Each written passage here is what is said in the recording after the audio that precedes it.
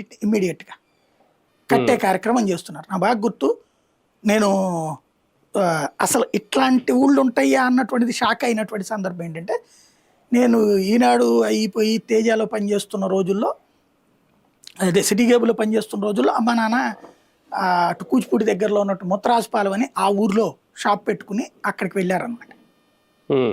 అక్కడికి బస్సు దిగి ఆ ఇంటి దగ్గరికి వెళ్ళటానికి రోడ్డు లేదు, మొత్తం గుంటే. వర్షం వస్తే ఏది మన ఇక్కడ దాకా మోకాళ్ళు ఏంటి తొడల దాకా నీళ్ళు వస్తాయి.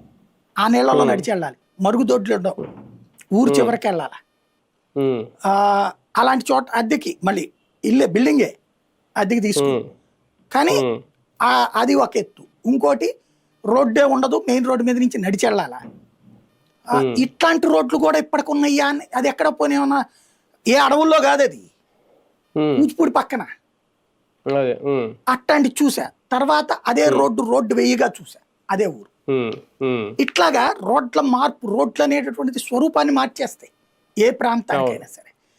అట్లాంటిది ఇప్పుడు పవన్ కళ్యాణ్ సీరియస్ గా కాన్సన్ట్రేట్ చేశారు కాబట్టి మంచి జరుగుతుంది. అది కేంద్ర ప్రభుత్వం కూడా ప్రాబ్లం ఏం లేదు కదా.